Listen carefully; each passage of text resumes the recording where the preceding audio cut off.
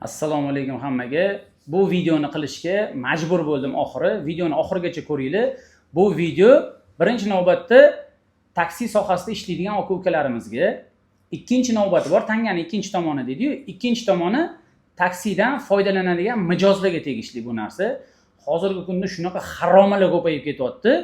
Endi majburman shu gapni gapirishga, majburman shu videoni qilishga.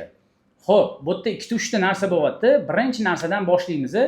Mana bu iplos chemodandan boshlaymiz. Mana shuni ko'ryapsizlar.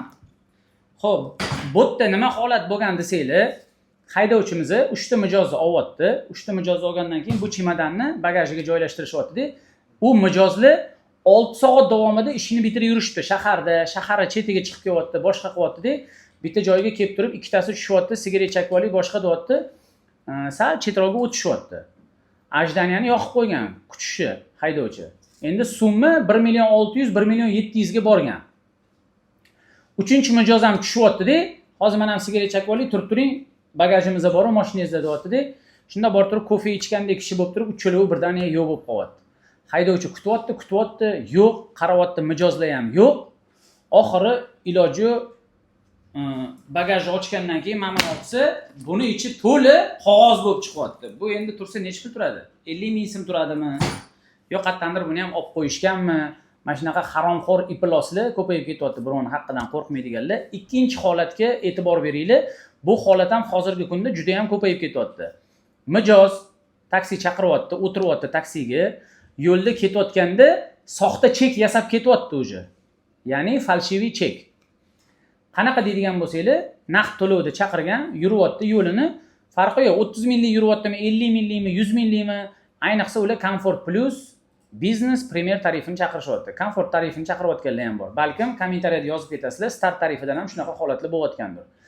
Endi haydovchi kelgandan keyin hisobni yopyapti, mijoz orqada o'tirib so'rayapti, necha pul bo'ldi deb. Mana shuncha bo'ldi degandan keyin mijoz aytayaptiki, kartangizga tashlab yuborsam bo'ladimi deyapti. Haydovchi har doimgidek, mayli kartaga tashlab yuboring deyapti, karta nomerini aytayapti. O'sha paytda bu iplos haromxo'r. Karta nomerini o'sha falshiviy chekka joylashtiryapti-da, soxta chek yasab turib, haydovchiga ko'rsatyapti. Mana aka pul o'tdi deyapti-da, shundoq chiqib ketaveryapti. Haydovchi keyingi zakazga boryapti, orada shundoq kirib turib, bundoq qarayapti, pulim tushdimi deb, pul yo'q. Qaytib kelib, ani mijozni topa olmaydi ham, boshqa ham qila olmaydi. Mana shunaqa holatlar shunaqa kelib tushyapti. Instagramimga direkt o'qiyapman, aka bunaqa bo'ldi, mana bunaqa bo'ldi, mana bunaqa holatda bo'ldi deb. Bu yana bitta holat. Endi 3-chi holat qanaqa deydigan bo'lsanglar, mijoz chaqiryapti-da, ko'rsatma bo'yicha, ko'rsatma ya'ni qatqaligini belgilamagan. Aka deyapti, 3 ta 4 ta joyga boramiz deyapti, ishimni bitiraman, keyin rashyut qilamiz deyapti. Haydovchi ham bo'pti deyapti. Mijoz o'tirgan joydan birinchi joyga boryapti. Hozir mana shunda kutib turing, ajdaniyada deyapti, kirib ishimni bitirib chiqaman deyapti. Aytganidek kiryapti, 5 minut, 10 minut, 15 minut ishini bitirib chiqyapti. Undan keyin ikkinchi joyga boryapti, xuddi shu holat. 3-chi joyga boryapti. 3-chi joyga borayotgan paytda aytayapti, hozir men yoqqa ham kirib chiqaman-da, keyin naryoqda bo'ldi, o'sha rashyut qilamiz, oxirgi joyga olib borib qo'yasiz. Ishim tugaydi shu bilan deyapti-da. Oxiriga borishdan oldin bitta bu yoqdagi manzilga kirib, shu bilan yo'q.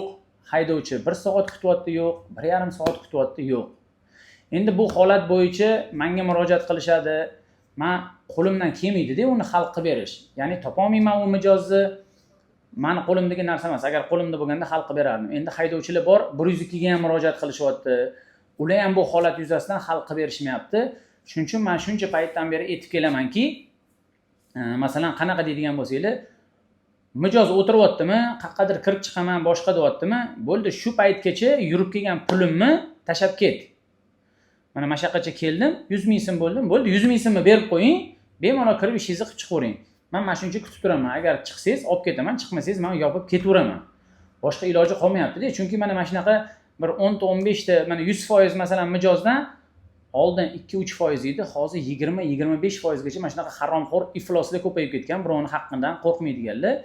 Bularning kasriga bu yoqdagi normalniy mijozlarga ham qanaqadir shubha gumon bilan qarash to'g'ri kelib qolyapti. Tushunyapsizlarmi? Bu narsa haydovchiga o'zi kerak emas aslida. Endi masalan bundan bu yog'iga bu tanganing ikkinchi tomoni bor deganim mijozlarga tegishli. Haydovchi mijozga, mana masalan siz ko'rayotgan bo'lsangiz, siz mijoz bo'lsangiz, Yandex chaqirdingiz, bu yoqqa kirib chiqaman, uni qilaman desangiz, sizga haydovchi shutgacha bo'lgan masofani yo'l kirasini bering, men kutib o'tiraman desa, sizlar ham mana noto'g'ri fikrga bormanglar. Chunki u haydovchi уже demak shu holatdan o'tgan, shunaqa holat bo'lgan unda, что uni uxlatib ketishgan, mana shunaqa ipil ostida unga uchraganda har xil holatlarga tushib qolgan, pulini ola olmagan. Mana shunaqa holat bo'lgandan keyin endi haydovchi xohlasanglar, xohlamasanglar pulini berib ketinglar deydi, chunki uni ham oila, bola chaqasi bor, ro'zg'ori bor, ketkizgan vaqti bor. Uni ham to'g'ri tushunish kerak, lekin ba'zi bir ipiloslar bu narsani hisobga olmayapti, tushunmayapti, xalq masalan haydovchini haqqidan qo'rqmayapti ham. Lekin bu narsaning javobgarligi bor, hamma narsani. Lekin ular shu narsani o'ziga ep ko'ryapti. Endi masalan bunaqa odamlarni nima deyishga ham hayronmiz. Shuning uchun mana shu videoni bu menga yetib kelgan yana ba'zi bir holatlar bor. Har xil holatlarda mashinist bilan bo'lyapti. Hozirgi yetib kelgan holat shu. Masalan siz haydovchi bo'lsangiz, agar shu videoni ko'rib turgan bo'lsangiz, o'zingiz uchun fikr qiling, o'zingiz uchun ma'lumot oling. Mana shunaqa narsalar bo'layotganini, agar sizda shunaqa holat bo'lib qoladigan bo'lsa, o'zingiz ehtiyotkorligingizni qiling. O'zingizni yaqin tanishingizga jo'natib qo'ying. Kim taksi sohasida ishlayotgan bo'lsa, mana shunaqa narsalardan xabardor bo'lsin. Video yoqqan bo'lsa, bitta like bosishni ham esingizdan chiqarmang. Kommentariyasiga обязательно yozib ketinglar. Sizlarda shunaqa holat bo'lganmi? Agar haqiqatan sizlarda shunaqa holat bo'lgan bo'lsa, sizlar kommentariyaga yozib ketsanglar, menda bunaqa holat bo'lgan, menda bunaqa holat bo'lgan desanglar, shu videoni ko'rayotgan taksi aka-ukalarimiz обязательно kommentariyasiga kiradi, kommentariyasini o'qiydi. Demak bu odam mana bu narsani gapirib berdi. Demak, men bu okada ham mana bunaqa holat bo'lgan ekan, bunda mana bunaqa holat, hammada har xil holat bo'lgan. O'sha sizlarda bo'lgan holatni yozib ketsanglar, bu ham manfaatli bo'ladi. Bu yoqdagi yangi boshlayotgan haydovchilar bor, anchadan beri yurgan haydovchilar, lekin ularga bunaqa iploslar hali uchramagan, uchrab qolish ehtimoli bor. Uchramasin, shunaqalar uchrab qolsa, shunaqa holatlar bo'ladigan bo'lsa, o'sha bundoq qarab o'ylaydi, to'xta, men unda video ko'rdim, mana shunaqa holat bo'luvdi, bu ham shunaqa bo'lib qolishi mumkin-ku deb turib, shuni oldin olishadi. O'sha mijozlarga tegishli, masalan, mana shunaqa holat bo'lib qolsa, ya'ni qanaqa desanglar, haydovchi sizlardan shu yoqqacha bo'lgan masofaga kelib qo'ydim, pulini bering deb bemalol ishingizni qilavering, sizlarni ham jahlingiz chiqmasin. Demak, u haydovchi shunaqa holatga uchraganki, bundan buyog'iga pulini yo'qotib qo'ygisi kelmaydi, vaqtini yo'qotgisi kelmaydi. O'shaning uchun haydovchilarni ham to'g'ri tushunasizlar degan umiddaman. Xo'p, keyin hozir yaqinda yana shunaqa narsa kelib tushyapti. Qanaqa deydigan bo'lsangiz, yana 4-holat bor. Bu ham juda avjiga olgan holat. Mana shu narsaga ham juda qattiq e'tibor beringlar. To'lov, naqd to'lovda bo'ladi. Ikkita manzil urilgan bo'ladi. Ya'ni mana shu yerdan mijozni olasizlar, qaqqadir borishingiz kerak, mijoz kirib chiqib ishini bitirish kerak, keyin yana qaqqadir olib borib qo'yishingiz kerak bo'ladi. O'sha o'rtadagi nuqta bor-ku, kirib chiqish kerak bo'lgan nuqta. O'sha nuqtaga kiradi bo'ldi, qaytib chiqmaydi u iplos. Mana shunaqa holatlar ham juda ko'p bo'lyapti. Mana shu narsalarga e'tibor berasiz. Endi mashkali kundan kunga har xil narsalarni o'ylab topib, har xil holatlarni yaratishyapti. O'shalarga qarshi ehtiyotkorligingizni qilishingiz kerak. Menga kelib tushgan bu murojaat haydovchilardan, haydovchilar boshqa haydovchilarni ham ogohlantiring deb, video qiling deb chiqishdi. O'sha aka-ukalarimizning gapini inobatga olgan holatda mana shu videoni qilib chiqdik.